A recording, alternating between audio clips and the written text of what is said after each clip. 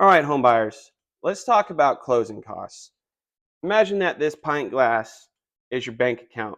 This, this is what it looks like when you don't get seller credits negotiated into the deal. It's like drinking away your money before you even get to the fun part.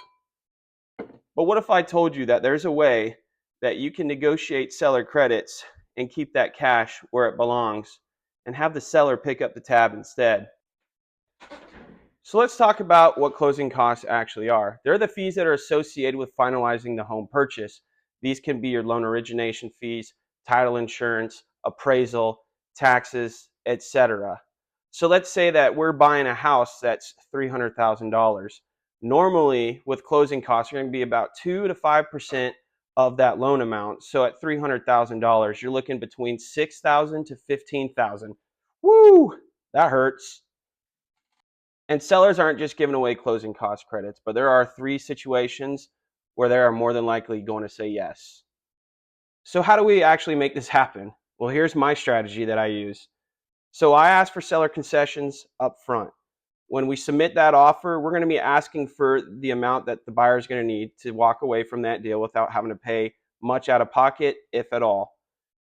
We got to be flexible with the purchase price. Instead of lowering the price, we're going to keep it the same and just roll in those closing costs.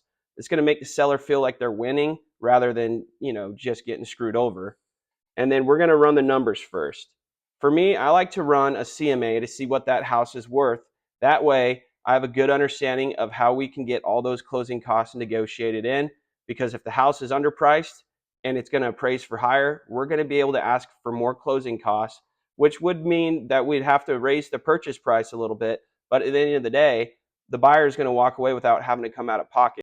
Obviously, it's going to be a give and take when asking for those closing costs. There's expectations that I set with my clients, and real estate agents need to set with theirs as well, is understanding that we cannot just take. It's a give and take process, because the best deal is the deal that gets to the closing table.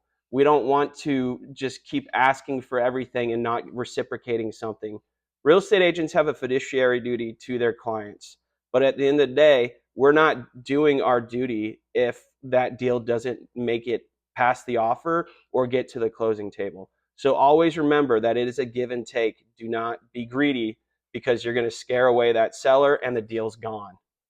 If a home's been sitting for 60, 90, or even 120 days, that seller is thirsty for an offer. So instead of asking them for a price cut, ask them to cover your closing costs instead. It's the same money out of pocket for them, but saves you, as the buyer, a lot of cash up front. When a home just dropped in price, we know that that seller is ready to negotiate. Instead of asking for another $5,000 off the purchase price, ask them to apply that towards your closing costs. What I like to do is say that a house was at $300,000 and they dropped it to $295,000, and say we want $7,000 in closing costs. What I like to do is do a little give and take. That way both parties feel like they won. So we will offer $297,000 rather than $295,000, so we can get that $7,000 in closing costs, rather than the seller be at $288,000 rather than the $295,000. See a house that's got character? Those homes are golden opportunities. Instead of haggling on the price, ask for seller concessions. That way you can do upgrades to the house, or even do an interest rate buy down. That way you get a better deal without burning through your savings.